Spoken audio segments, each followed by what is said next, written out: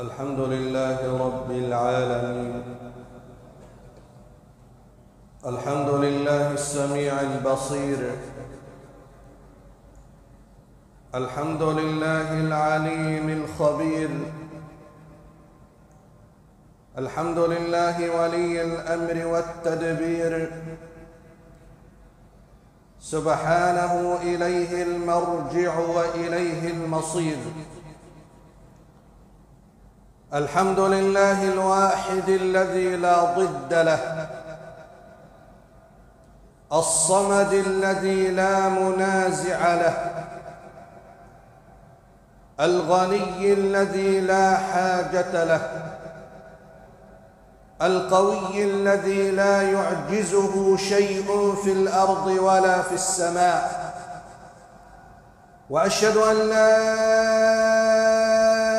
إله إلا الله وحده لا شريك له. قال: يا أيها الذين آمنوا توبوا إلى الله توبة نصوحا عسى ربكم أن يكفر عنكم سيئاتكم. وقال: وتوبوا إلى الله جميعا أيها المؤمنون لعلكم تفلحون. يا رب، هذه ذنوبي في الورى كثرت، وما لي سواك في الحشر ينجيني. وقد أتيتك بالتوحيد يصحبه حب النبي، وهذا القدر يكفيني. يا من لطفت بحالي عند تكويني، لا تجعل النار يوم البعث تكويني. وأشهد أن سيدنا ونبينا محمدًا رسول الله. إن الله وملائكته يصلون على النبي. يا أيها الذين آمنوا صلوا عليه وسلموا تسليما. اللهم صل وسلم وزد وبارك على سيدنا محمد وعلى آله وصحبه وسلم تسليما كثيرا. عباد الله، الأوطان وبناؤها مسؤولية الجميع، يكون لقانا بإذن مولانا. بما نراه أمام أعيننا قد أثبتت الأيام والأحداث والوقائع بأن من أعظم نعم الله تبارك وتعالى على الإنسان نعمة الوطن.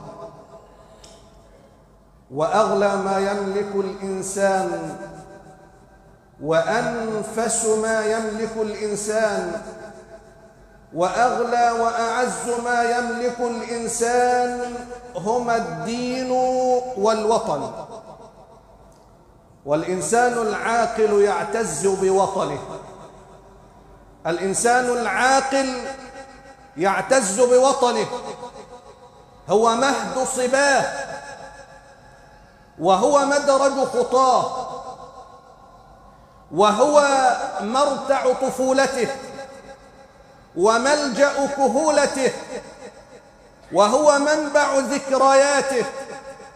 فيه إخوانه وأحبابه وأصحابه وجيرانه، موطن آبائه وأجداده، ومأوى أبنائه وأحفاده. ويضرب الله تبارك وتعالى لنا المثل أمام أعيننا بالمخلوقات التي خلقت على الفطرة. فنرى الحيوانات أعزكم الله لا ترضى بغير وطنها بديلا، حتى ولو تعرضت للهلاك. ترى الطائر يعيش في عشه سعيدا هنيئا، ولا يرضى بغير عشه بديلا حتى ولو كان حريرا.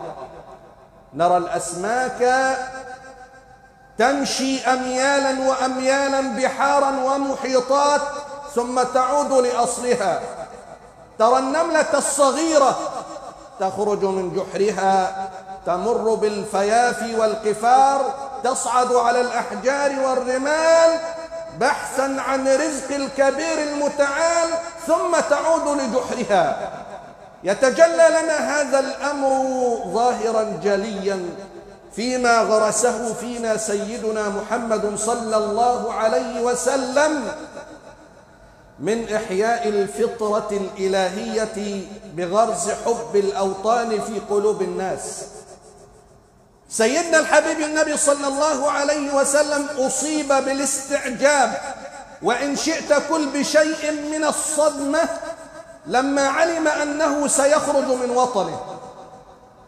لما نزل عليه الوحي صلى الله عليه وسلم أول مرة ورجع إلى بيته دثروني وزملوني، حملته أمنا وتاج رأسنا زوجه خديجة رضي الله عنها إلى ابن عمها ورقة بن نوفل، ثم قالت لورقة يا ابن عمي انظر حال ابن أخيك محمد. قال ورقة ماذا بك يا ابن أخي؟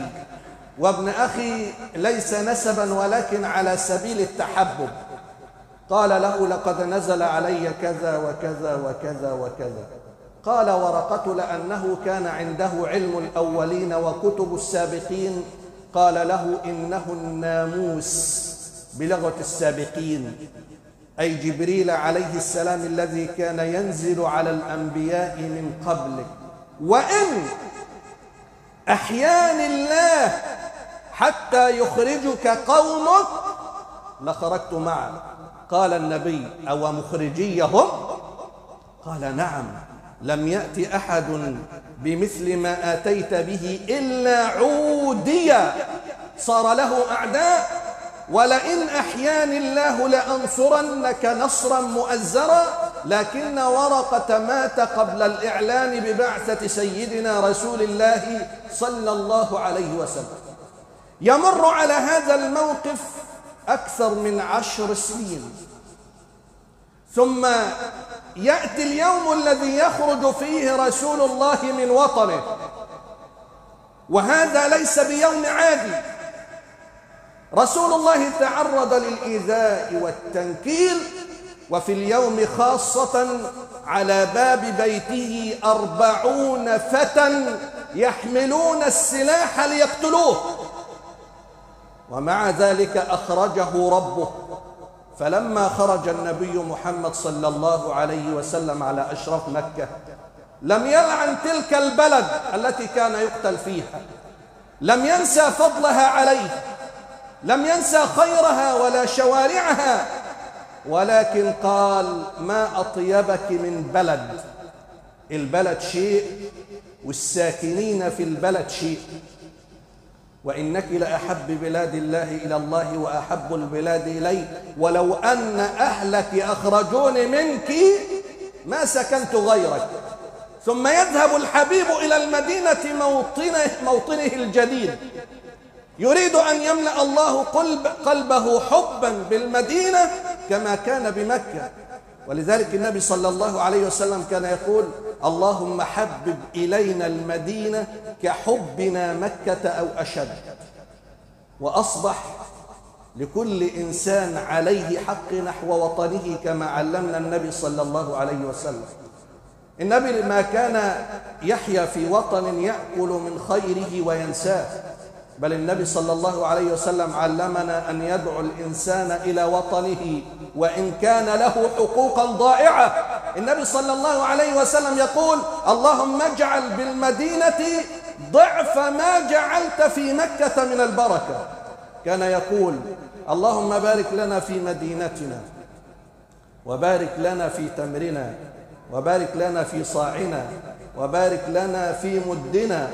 اللهم إن إبراهيم عبدك ورسولك، وأنا عبدك ورسولك، قد دعا إبراهيم لمكة وأنا أدعوك للمدينة بما دعا إبراهيم ومثله معه. ولذلك كان من أهم الاختبارات والابتلاءات اللي ربنا ابتلى بها العباد قبل بعثة النبي صلى الله عليه وسلم أن يأتي لهم الأمر أن يخرجوا من أوطانهم.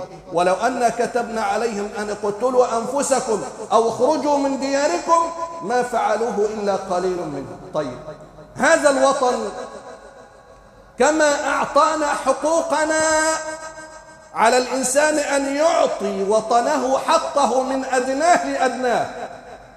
من الصغير إلى الكبير، حتى لو كان قتل، حتى لو القتل، حتى لو النفس والدم والروح، حتى ولو كان المقابل مع سيدنا النبي صلى الله عليه وسلم.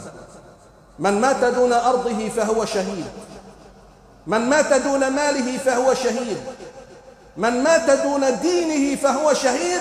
رجل يسأل الحبيب صلى الله عليه وسلم: يا رسول الله، أرأيت لو أن رجلا أتى ليأخذ مالي، والمال يطلق على كل شيء، أفأعطه مالي يا رسول الله؟ قال: لا تعطه. قال: أرأيت لو قاتلني؟ قال صلى الله عليه وسلم: قاتل. قال: أرأيت لو قتلني؟ قال: أنت في الجنة. قال: أرأيت لو أني قتلته؟ قال صلى الله عليه وسلم: هو في النار. لأن من أعظم الخيانات وضياع الأمانات إن يكون الإنسان سببا في الإساءة إلى وطنه، أو يزداد الأمر أن يكون متآمرا على وطنه. أصبح عند بعض الناس بيع الدين والوطن أسهل من بيع السيارة. بيع الدين والوطن أسهل من بيع أي شيء. رأينا من يتزلفون لعدونا على سبيل ديننا ووطننا. رأينا نجوما كبارا كانوا على حساب الدين والوطن. رأينا من وصلت حساباتهم في البنوك إلى الملايين ببيع الدين والوطن. رأينا من سكنوا القصور ببيع الدين والوطن. إن الذي ساوم على بيع الوطن هو الحقير ولو تربع في القمم. إن الذي يرضى بضر وطنه يحيا ذليلا يبقى متهم. ومن يسعى لضر بلده، من يسعى لضر بلده فلنفسه درب السفالة قد رسم. عباد الله، نحن في هذه المدينة الإعلامية التي أحاطت العالم نربي أبناءنا على أمر خطير ونحن لا ندري. ننزع منهم هوية دينهم وهوية وطنهم بما صدرناه لهم من أن الغرب هم النجوم، الغرب هم القادة، الغرب هم قبلتنا. نروح نشحن الباقات عشان ليل ونهار يشاهدوا المباريات الأوروبية. نشحن الباقات عشان نضيع الوقت والمجهود والمال من متابعة اليهود والنصارى. طيب، وهل هذا حرام؟ لما وصل الأمر للعقيدة أصبح حرام. لما رأيت بعيني شابا يلعب كرة القدم، ولما أحرز الهدف راح صلى الصلاة المسيحية تقليدا للنجم المفضل عنده، طلع من الإسلام دخل للكفر. واحد يقول: يا أخي ده حركة عفوية. هو لا يقصد، العقيدة ليس فيها عفوية، إنما إلهكم إله واحد، وهو بحركته هذه قال أن الله ثالث ثلاثة. اسمع إلى قول الحبيب محمد صلى الله عليه وسلم، لأن هذه نتيجة التبعية، هذه نتيجة ملء القلوب والعقول بحبهم. النبي صلى الله عليه وسلم قال: ألا لا يقلدن أحدكم دينه رجلا، إن آمن آمن وإن كفر كفر. قال الحبيب: من تشبه بقوم فهو منهم. قال الحبيب: خالف اليهود والنصارى. كان اليهود مع سيدنا النبي صلى الله عليه وسلم في المدينة، كانوا بيعرضوا شرائعهم السابقة على النبي علشان النبي يأخذ من شرائعهم، والنبي صلى الله عليه وسلم يأتي التشريع بمخالفة اليهود والنصارى، لدرجة أن اليهود قالوا: ما نرى هذا الرجل على النبي محمد إلا أنه يريد أن يخالفنا.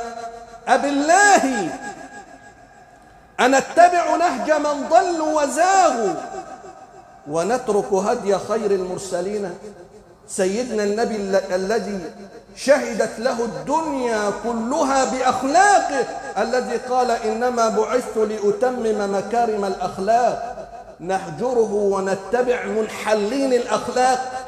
قل إن كنتم تحبون الله فاتبعوني يحببكم الله ويغفر لكم ذنوبكم. سيدنا النبي صلى الله عليه وسلم اسمع يقول 3 من كن فيه وجد حلاوة الإيمان. أول شيء أن يكون الله ورسوله أحب إليه مما سواهما. لا لعبة الكورة ولا نجوم الفن. تسأل واحد من الشباب المولعين بالغرب عن أسماء ال10 المبشرين بالجنة لا يعرف. طب اسأله عن فريق برشلونة يعد لك 11 في الملعب و11 في الاحتياطي والسابقين والمتقدمين والمتأخرين. اسأله عن سيرة سيدنا النبي لا يعرف. اسأله عن ريال مدريد رفع الكاس كم مرة يعدهم بالسنوات. هل هذا جيل؟ هل هذه تربية؟ وهم أمانة عندنا. النبي يقول 3 من كن فيه وجد حلاوة الإيمان، أن يكون الله ورسوله أحب إليه مما سواهما.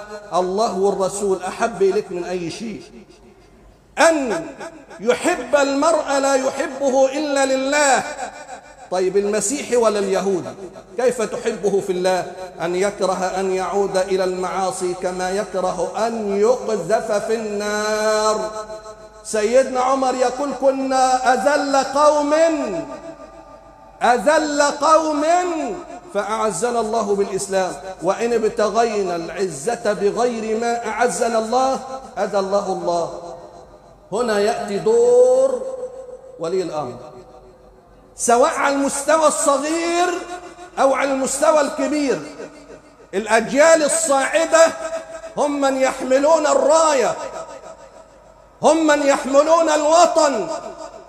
وأفضل استثمار أن يستثمر الوطن في أجياله، استثمار العقول ثقافيا أخلاقيا دينيا اجتماعيا سياسيا. نصدر لهم أهمية الدين والوطن، نعلمهم أن بلادي هواها في لساني وفي دمي، بمجدها قلبي ويدعو لها فمي، فمن يظلم الأوطان أو ينسى حقها تلحقه فنون الحادثات بأظلم، ولا يرفع الأوطان إلا رجالها، وهل يرتقي الناس إلا بسلم. علموا الأجيال أن يد الله مع الجماعة، واعتصموا بحبل الله جميعا ولا تفرقوا. اللهم احفظ علينا ديننا وأوطاننا من كل مكروه وسوء يا رب العالمين. ادعوا الله وأنتم موقنون بالإجابة.